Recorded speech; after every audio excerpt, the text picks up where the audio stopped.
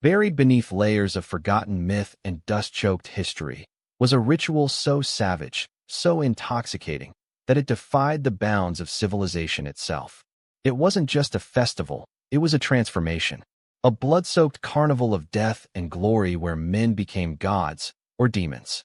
On the scorched plains of Mesoamerica, thousands would gather under the burning sun, not to feast or dance, but to kill, bleed, and bathe in the lifeblood of their enemies. And not in secret. This was a public celebration.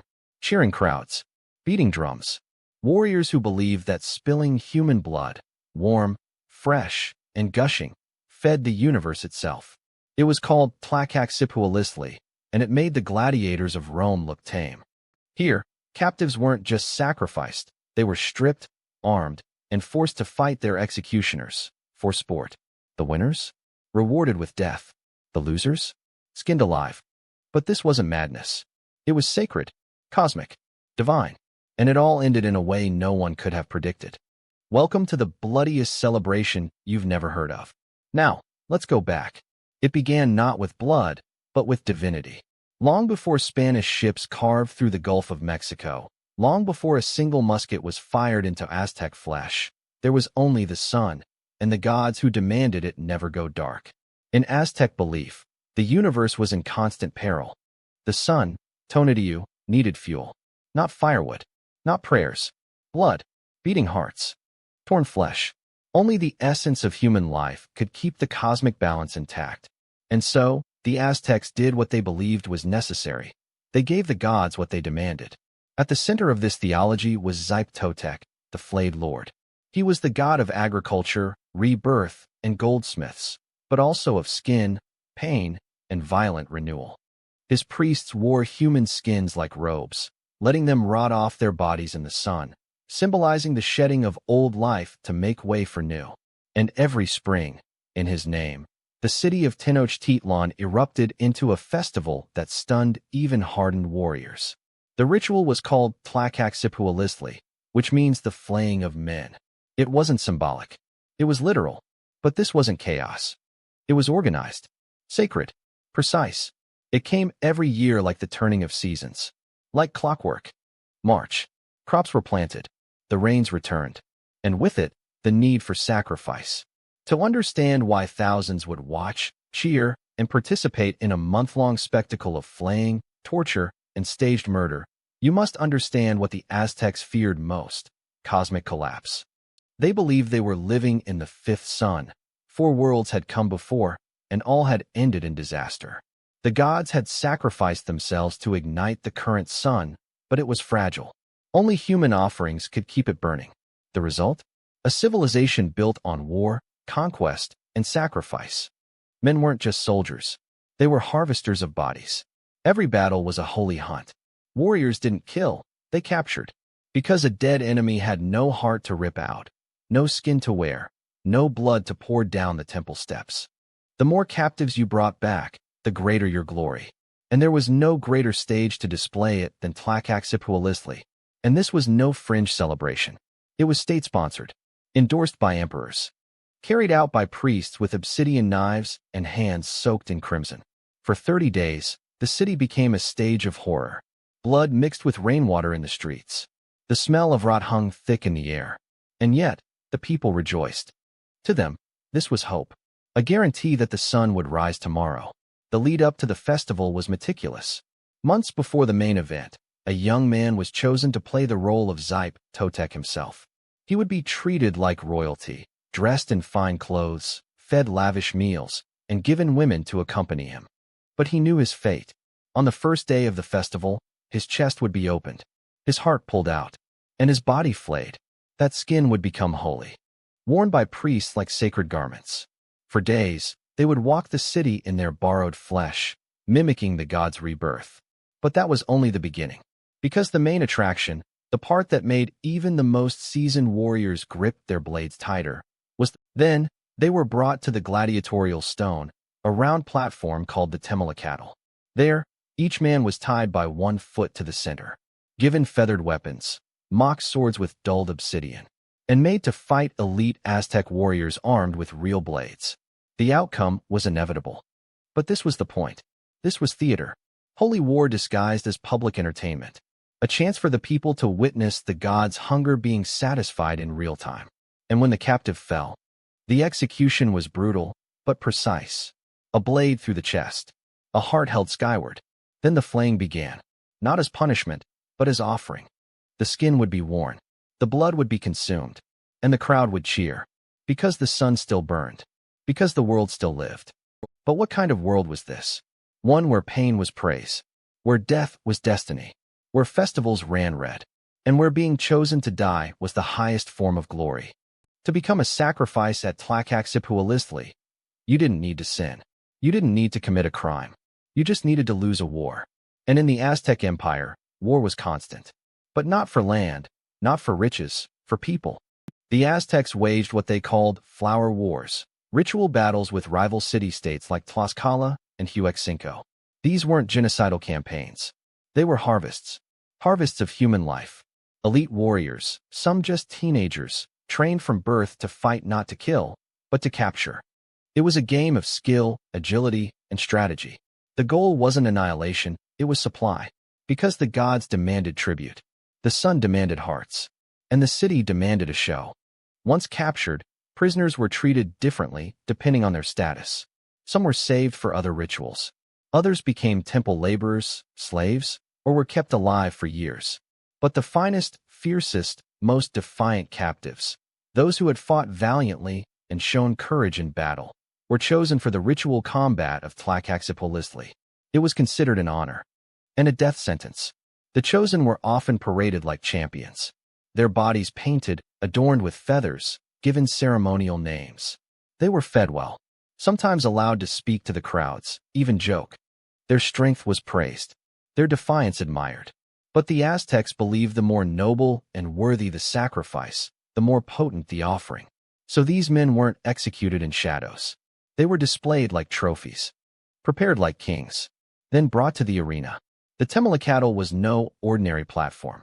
It was the beating heart of the festival, carved from stone, set in the center of the plaza, surrounded by the towering pyramids and tens of thousands of spectators.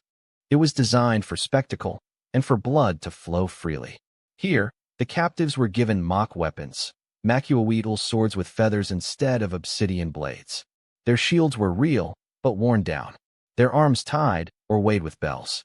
Then came the eagle warriors and jaguar knights, the deadliest elite fighters of the empire, dressed in ferocious animal regalia, their obsidian weapons razor-sharp, gleaming in the sun.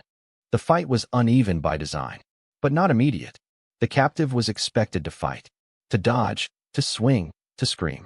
Sometimes they even landed blows. Cheers erupted from the crowd. There are records, carved into stone and passed down in codices, of warriors who fended off 4, even 5 attackers before succumbing. But the end was always the same. Once downed, the captive was held. The executioner would carve open the chest with an obsidian blade, plunge his hand inside, and tear out the still-beating heart, lifting it toward the sky, presenting it to Tlacaxipehualiztli. Then the flaying began, but not immediately. First, the body was cleaned, then carefully skinned by temple priests. The flesh was set aside for ritual consumption. Yes, ritual cannibalism was practiced, though limited to high priests and nobility, and framed as holy communion, not gluttony. The skin was the centerpiece. It was dyed, decorated, perfumed, then draped over the body of a priest who, for the next 20 days, would become Zyptotec. He would walk the streets wearing the flayed human skin like a robe, blessing crops, visiting homes, performing healing rites. Children would approach and touch the skin, believing it brought fertility and luck. The rotting stench was part of the power. The horror was the point. Because to the Aztecs, death and life were not opposites. They were partners, and rebirth required blood. To outsiders, this was madness. To the Spanish conquistadors who witnessed it, it was satanic. Demon worship, the work of savages. But to the Aztecs, this was balance. Justice, cosmic duty. Every warrior had a role. Every captive a purpose. Every drop of blood spilled was another day the world could turn. And when the rituals were complete, when the skin began to rot and peel, it was buried like sacred cloth. Its wearer shed it in public, reborn like the god himself. But the captives, they were not forgotten. Their names, their deeds, their final fights, recorded in glyphs, murals, and spoken memory. Even in death, they were honored. Because without their sacrifice, the sun might die, the rain might vanish, the earth might crack and bleed. And that fear, the collapse of the cosmos, drove the Aztecs to continue this festival every year, until something stronger came. Not a god, not a warrior, but an invader with iron, disease, and fire. Tenochtitlan, springtime, circa 1485. The city glittered like a jewel set in the middle of Lake Texcoco, its streets humming with energy and ritual preparation. Banners of vibrant red, gold, and obsidian fluttered from temples. The scent of incense, copal, mingled with roasted maize, flowers, and the faint, iron tang of old blood. The rains had not yet come, but the sacrifices had. It was the month of Tlacaxipehualiztli, and the festival of the Flayed was about to begin. The people flooded the sacred precinct, tens of thousands pressing close to catch a glimpse of the coming violence. Drums thundered in rhythmic, hypnotic pulses, the heartbeat of a city on the edge of cosmic necessity. In the temple courtyard stood the Tlacaxipehualiztli, the gladiatorial stone. Smooth, circular, stained from years of ritual combat. This year's captives were strong. 3 Tlaxcalan warriors. One a nobleman, tall and broad-shouldered, said to have taken down 2 eagle knights before capture. His name was whispered with awe and dread. Yatl, the warrior of death. But now he was dressed not in jaguar pelts or battle gear, but in feathers and painted symbols of sacrifice. His expression was calm, defiant. He knew what was coming. They all did. With the morning sun blazing overhead, the drums stopped. Then, screaming, one by one, the warriors were led to the stone, shackled by one foot, their arms free to swing. Crowds leaned in. Children sat atop their fathers' shoulders. Priests stood above, watching like vultures on temple steps.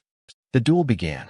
Yatl stood firm, muscles taut, gripping the feathered mock sword given to him, a symbolic gesture of resistance. Across from him, a jaguar knight stalked forward. Painted black, wearing a helmet shaped like a snarling beast, his obsidian blade shimmered like night. They circled, then clashed, feathers against flint, roars against drums. Yatl fought like a god. He blocked, dodged, even landed a glancing blow against the knight's shoulder. The crowd roared, not for the defender, but the condemned. The more he resisted, the greater the offering. The more blood he forced from his captor, the more pleasing the sacrifice. But resistance was temporary. The jaguar knight swept Yatl's legs. He fell. Hard. The stone cracked under his body. In moments, the priest was upon him. Obsidian-pierced chest. Ribs cracked. The heart, still beating, was pulled into the sky, offered to Tonatiuh, the sun god who demanded it. Silence followed. Then chanting, Tletl, Tletl, Tletl. Fire, fire, fire. The body was dragged to the flaying station. Skin removed. Muscles exposed. Blood drained into channels carved into the stone, leading down the temple steps like rivers of sacrifice. The skin, intact, was perfumed and stretched. By sunset, a priest wore Yatl's skin like a divine costume, arms moving beneath another man's flesh. And he smiled, not for joy, but because the ritual was complete. And there were 3 more warriors waiting. Each fought, each bled, each fed the gods. And for the next 20 days, their skins walked the city. Priests entered homes, blessing infants and fields. Some danced. Others stood in doorways, silent and dripping, a reminder of the price of cosmic order. To the people, it was terrifying, but sacred. The presence of death walking among the living meant rebirth was near. And when the final skin rotted, when the last ritual was done, the people cheered. Because the sun was pleased. Because the rains would come. And because they believed the world would go on for 1 more year. But in this brutal beauty, there was a flaw. A blind spot. The Aztecs never imagined a force might come that didn't fear their gods. That saw their rituals not as sacred, but savage. They thought Tlacaxipehualiztli would last forever. But the age of flaying was almost over. And its death would be far more violent than its birth. By the height of the Aztec Empire, Tlacaxipehualiztli had become more than a ritual. It was a spectacle of cosmic violence, choreographed to perfection. Theatrical. gruesome, sacred, and beneath its crimson glory lay a civilization convinced it was holding the sky in place. But now we go deeper, past the music, past the dancing priests and chanting crowds, to the stone floors of the temples, slick with centuries of blood. This was the real theater, the House of Skins. After the hearts were torn and the bodies dragged, the flaying began here. It was not rushed. It was ceremonial.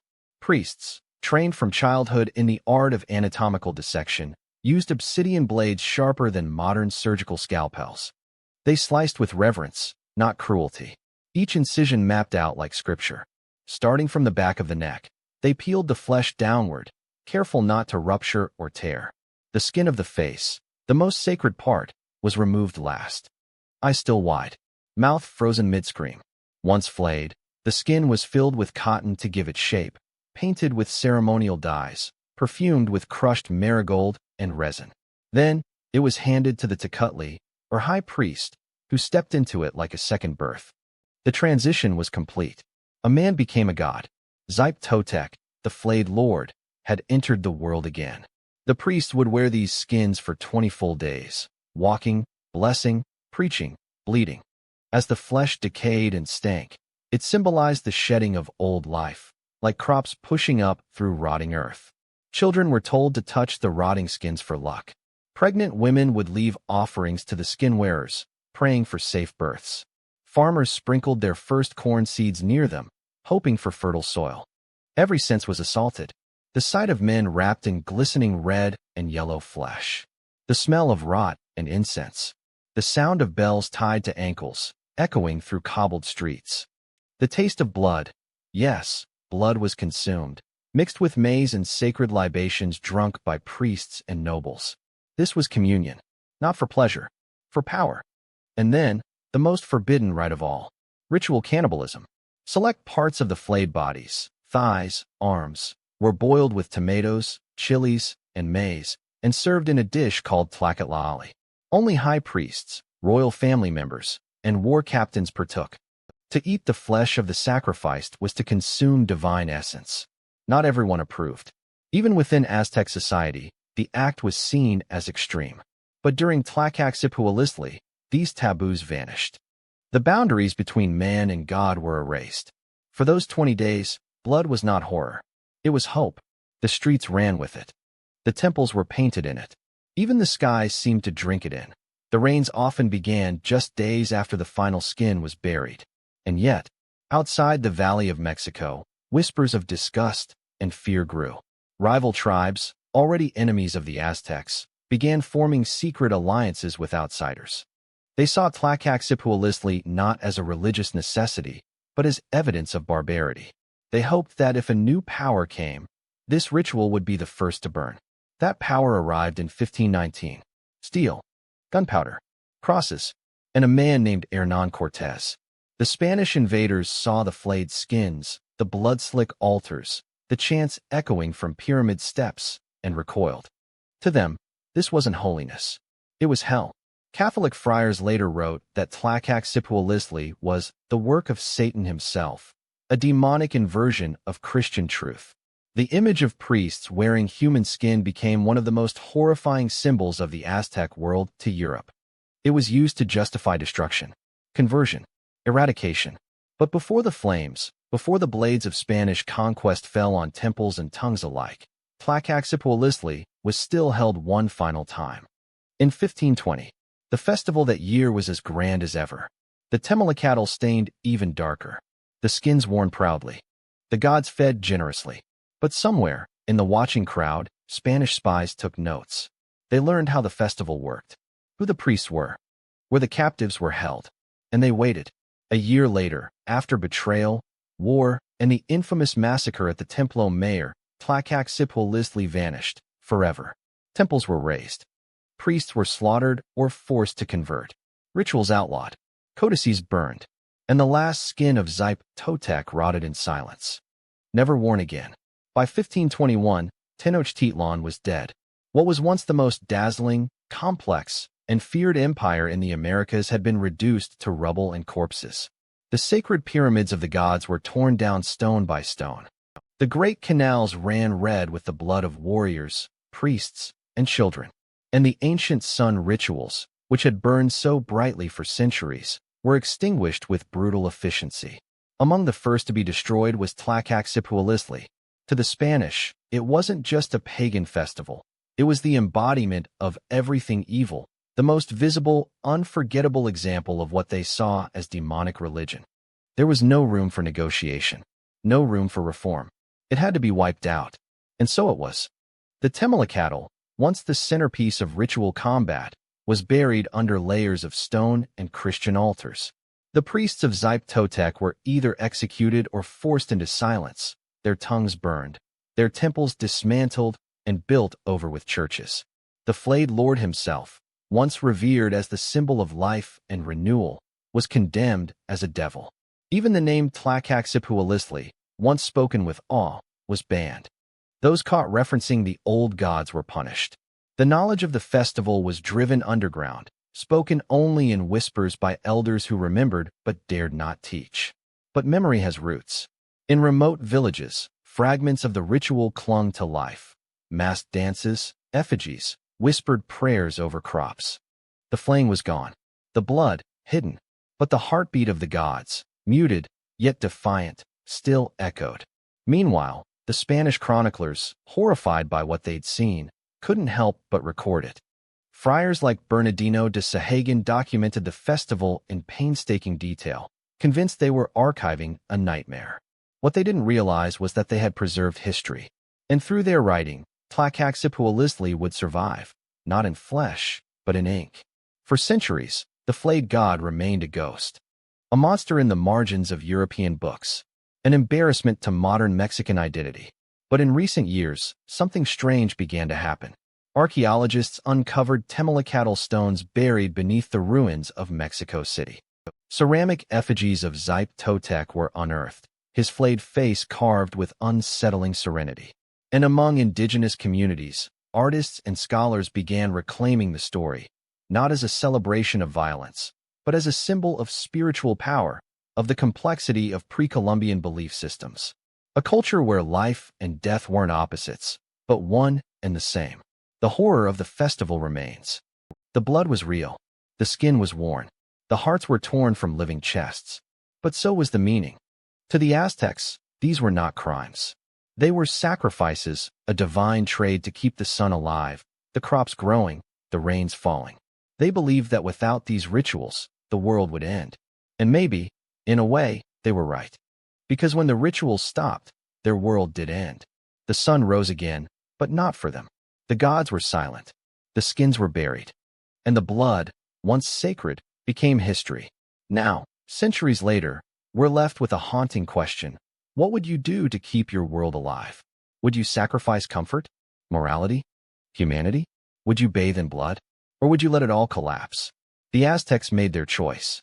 And the echoes of that choice still pulse beneath the stones of Mexico City, under the churches, the streets, the schools, beneath the feet of people who may never know that once, in that very spot, a man was skinned alive so the sun could rise. What began as a spiritual offering became a spectacle of blood and ended as a buried secret. Tlacaxipehualiztli stands as one of the most extreme religious rituals in human history. A festival so disturbing, so visceral, that even the conquistadors, who themselves burned cities and enslaved nations, trembled at what they saw. But what's more terrifying, the acts themselves, or the fact that they made sense? The Aztecs weren't mad. They were logical. Their world demanded sacrifice. And in that logic, they bathed their city in blood, for life, for gods, for cosmic order. It forces us to ask, what do we believe in so deeply that we would kill for it? What would we call sacred, even if others called it monstrous? History isn't always comfortable, but it should never be forgotten. If this story shocked you, or if it made you think, subscribe for more disturbing, true tales from the shadows of human history. Leave a comment. Would you survive in a world where death is worship? And if you're ready for another horrifying journey, watch our next story. This corpse was put on trial and found guilty, Pope Formosus. Because history is never just the past. It's a mirror, and sometimes it bleeds.